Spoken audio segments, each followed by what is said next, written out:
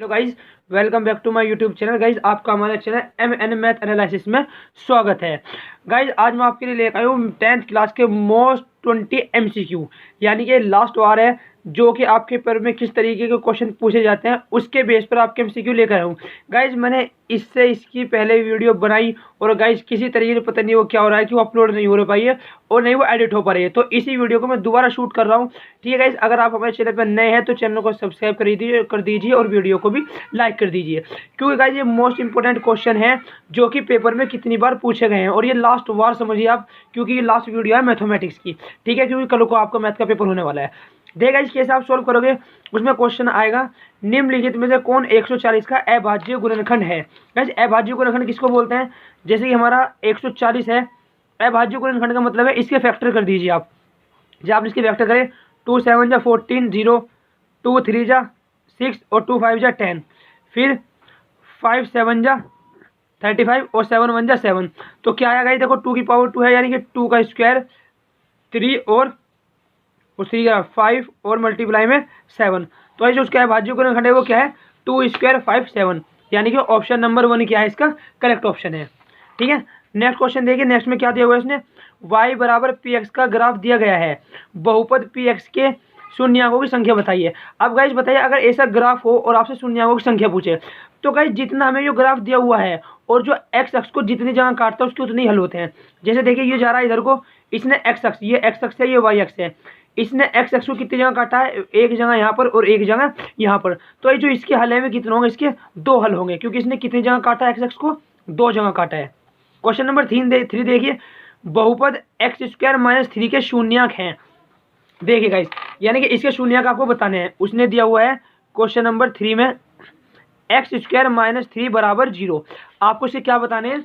आपको इसके शून्यक बताने हैं। आप इसके शून्यक कैसे ज्ञात करोगे गाइस? आपको पता है एक्स स्क्वायर बराबर पर ले जाए किसके हो जाएगा? प्लस का, तो यहाँ से स्क्वायर हटा उसके ऊपर क्या आ जाएगा? Plus minus square root.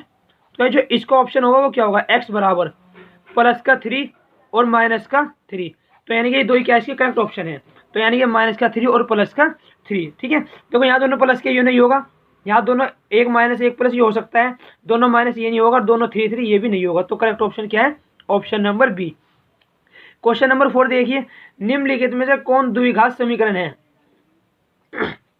द्विघात बोलते हैं जिसकी हाईएस्ट पावर कितनी हो? 2 हो। तो गाइस देखो, वैसे तो यहाँ किसी की भी 2 पावर नहीं है, ठीक है, पर कभी आप इसको देखकर बता दें कि ये 2 है तो ऑप्शन यही, पर आपको ऐसे नहीं बताना, आपको सोल्व करके बताना है।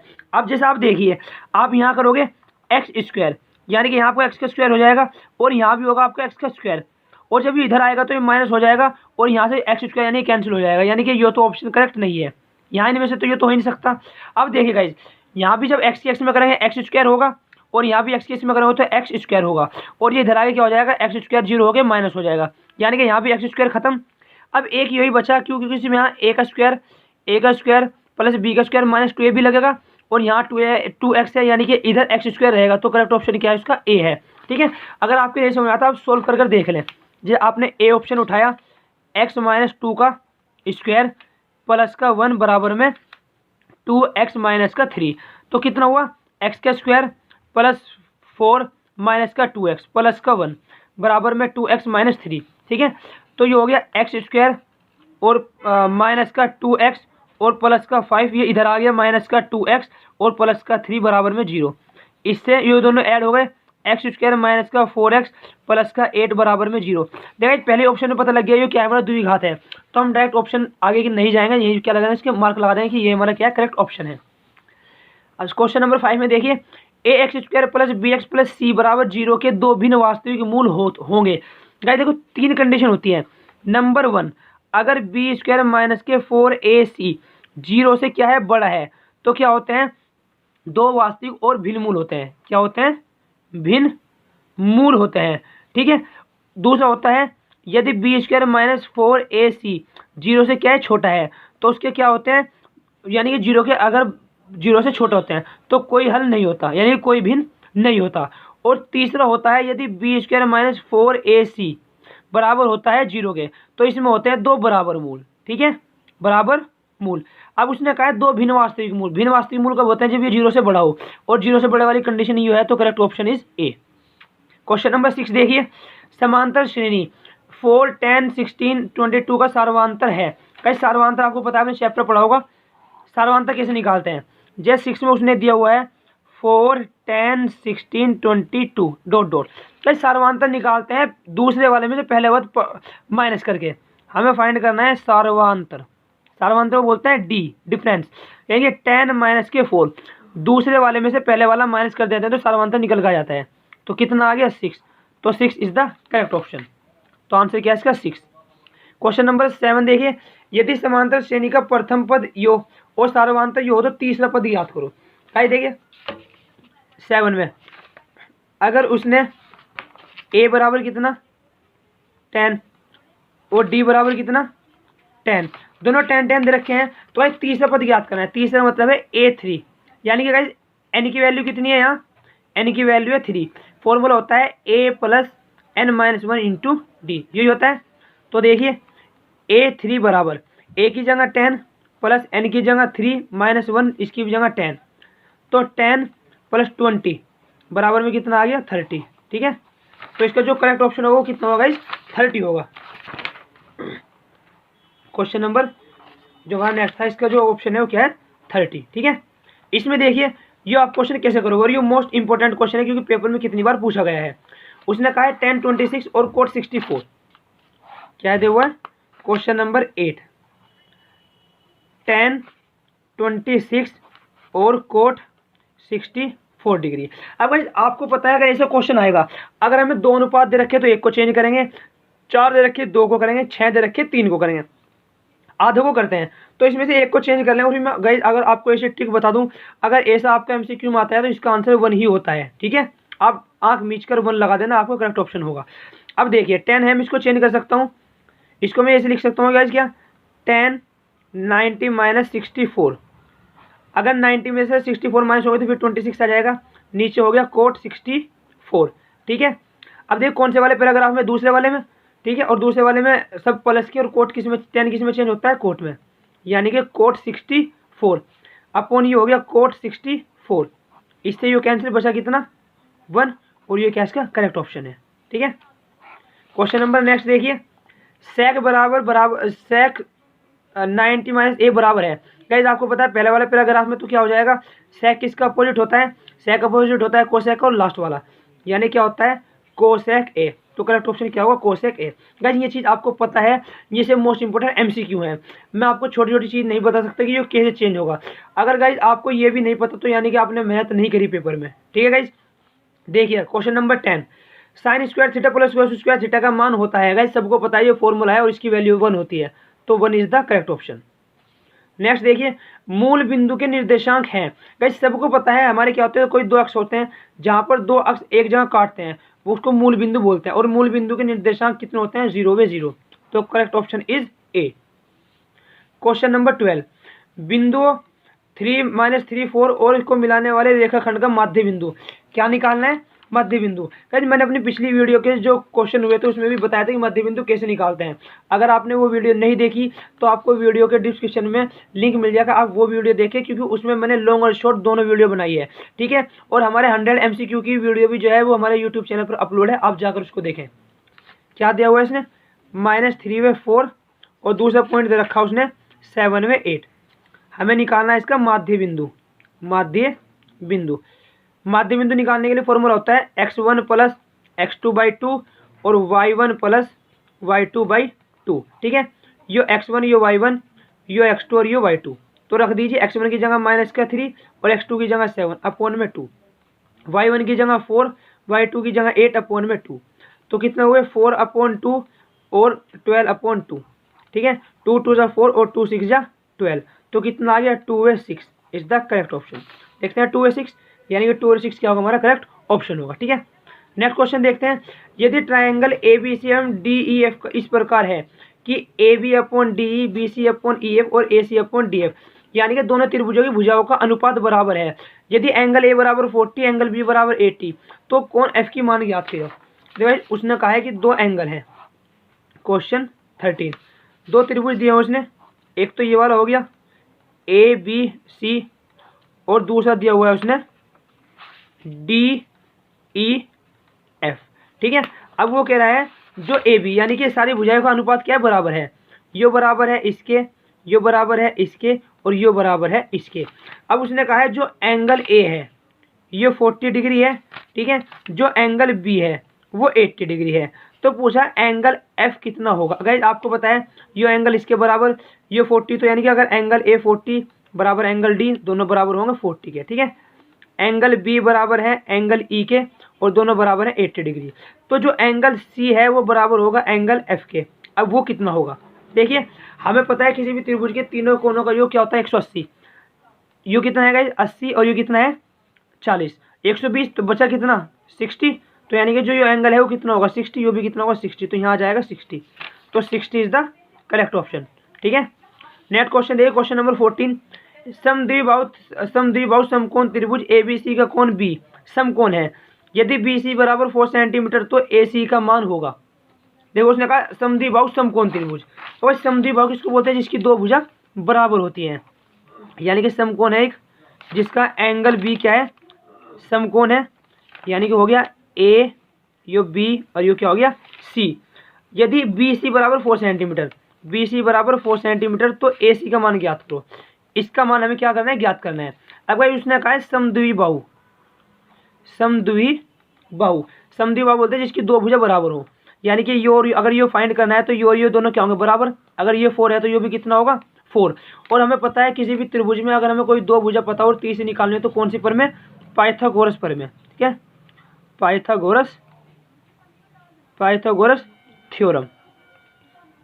पाइथागोरस थ्योरम क्या होती है गाइस, कर्ण का स्क्वायर बराबर लंब का स्क्वायर प्लस आधार का स्क्वायर। ये होता है कर्ण कितना है पता नहीं, लंब कितना है हमारा 4 का स्क्वायर और यो भी कितना है हमारा 4 का स्क्वायर। तो कर्ण स्क्वायर बराबर 4 4 16 और 4 4 16। कर्ण स्क्वायर बराबर 32, तो कर्ण बराबर कितना हो गया स्क्वायर रूट में 32। इसके फैक्टर कर लेंगे हम, कर्ण बराबर इसको लिख सकते हैं हम 2 मल्टीप्लाई में 16 और 16 किसका स्क्वायर होता है 4 का और 2 अंदर ही रहेगा, तो कर्ण बराबर 4√2। तो जो करेक्ट ऑप्शन होगा वो क्या होगा इसका 4√2, ठीक है। क्वेश्चन 15। वर्त की सबसे बड़ी जीवा, वर्त की सबसे बड़ी जीवा होती है गाइस, वर्त की सबसे बड़ी जीवा कौन सी होती है, वर्त होता है यो, और जीवा बोलते हैं जो परिधि को परिधि से मिला और सेंटर से होकर न जाए, ठीक है। तो सबसे बड़ी कौन सी होती है गाइस, जो हमारे सेंटर से होकर जाती है, क्योंकि परिधि से परिधि को मिलाती है और सेंटर से होकर जाती है, उसको बोलते हैं व्यास, ठीक है। तो ऑप्शन क्या होगा व्यास। आप सभी को पता होगा जो परिधि को परिधि से मिलाए और सेंटर से होकर जाए उसको बोलते हैं व्यास। नेक्स्ट क्वेश्चन देखिए, नेक्स्ट क्वेश्चन में क्या दिया हुआ है, किसी वृत्त का व्यास 14 सेंटीमीटर है तो उसकी परिधि होगी। देखो उसने क्या दिया हुआ है इसका क्वेश्चन नंबर 16 में, अगर उसने दिया हुआ है व्यास, उसने दिया हुआ है व्यास 14 सेंटीमीटर, तो क्या पूछिए हमारे से परिधि।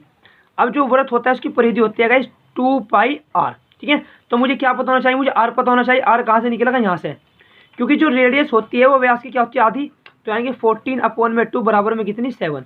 तो निकाल दीजिए परिधि, परिधि इक्वल 2 पाई की जगह 22/7 और r की जगह भी क्या 7, कैंसिल 22 2 से कितने होते हैं 44, यानी कि 44 सेंटीमीटर।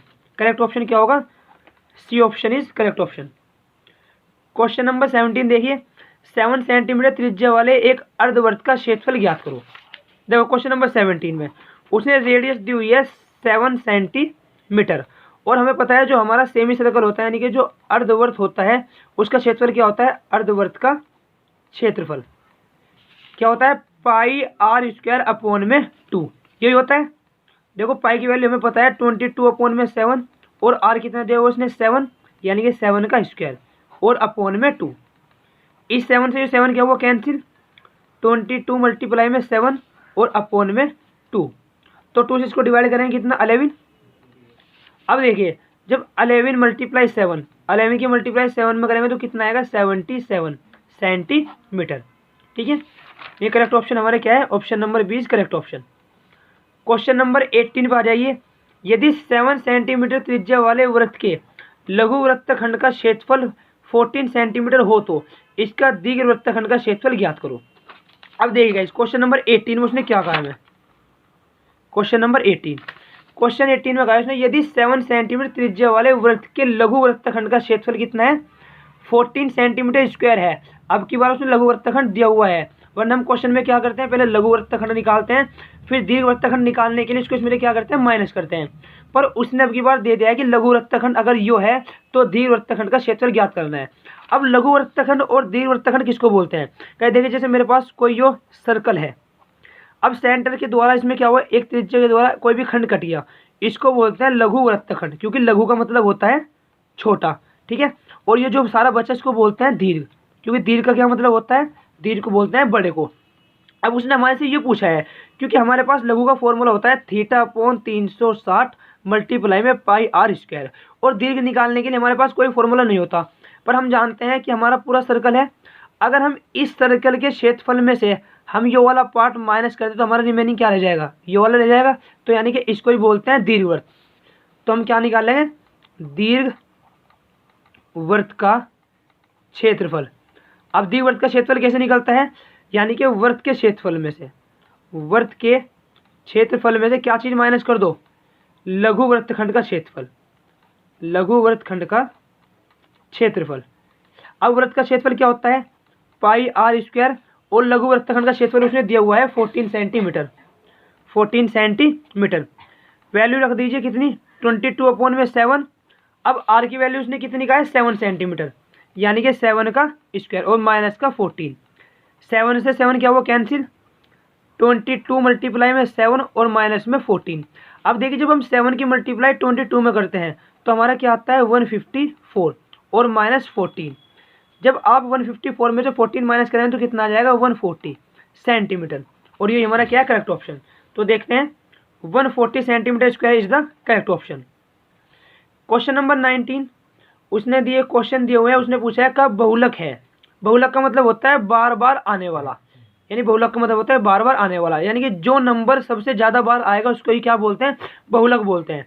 देखिए केवल कितनी बार आया हुआ है, 8 2 टाइम्स है, 7 1 टाइम्स है, 9 कितने टाइम्स है, 1 2 3, और सब क्या है 1 1 टाइम्स है। तो इसका जो बहुलक जो सबसे ज़्यादा बार आया हुआ है कौन है, एक ये वाला 9, एक ये 9 और एक ये 9, कितने टाइम्स है 3 टाइम्स, तो 9 इज द करेक्ट ऑप्शन। ये गाइस लास्ट क्वेश्चन क्या हमारा 20, उसने कहा अगर A1/A2 नॉट इक्वल है B1/B2 के तो घटना प्रदर्शित करती है। गाइस आपको पता है हमारे पास 3 कंडीशन होती है। नंबर 1, अगर A1/A2 नॉट इक्वल हो B1/B2 के तो इसको बोलते हैं प्रतिच्छेद करती हुई रेखा, प्रतिच्छेद करती हुई रेखा, और जिसका क्या होता है ओनली एक हल होता है। दूसरा होता है हमारा अगर A1/A2 बराबर B1/B2 और C1/C2, इसको क्या बोलते हैं, इसको बोलते हैं समांतर रेखा, समांतर रेखा, ठीक है। और थर्ड कौन सी होती है हमारे, अगर A1/A2 बराबर होता है B1/B2 और नॉट इक्वल होता है C1/C2, इसको बोलते हैं समपाती रेखा, ठीक है। उसने हमारे से A1/A2 और B1/B2 पूछा है, तो हमें पता है क्या होता है प्रतिच्छेद करती हुई रेखा। तो option number A is correct option. Guys ये 20 क्वेश्चन थे जो कि हमारे क्वेश्चन में पूछे जाने हैं, क्योंकि हमारा पेपर में जो MCQ आने वाले हैं कितने नंबर के आने वाले हैं, 20 नंबर के। और इससे पहले मैंने अपनी जो पहली वीडियो थी उसमें आपको पूरे 100 MCQ, कितने 100 MCQ सोल्व करवाए हैं, ठीक है। और साथ साथ में 2 अलग विषय वीडियो बनाई हुई है जिसमें लॉन्ग क्वेश्चन बताए हैं, लॉन्ग और शॉर्ट क्वेश्चन आपको बताए हैं, जो कि 6 नंबर वाले और 4 नंबर वाले हैं, ठीक है। आप उन वीडियो को भी देखो, मैं उन वीडियो का लिंक अपने इस वीडियो के डिस्क्रिप्शन में दे दूंगा, ठीक है गाइज। तो गाइज अगर आपको वीडियो अच्छी लगी हो तो चैनल को सब्सक्राइब करें और वीडियो को भी लाइक करें। Thank you.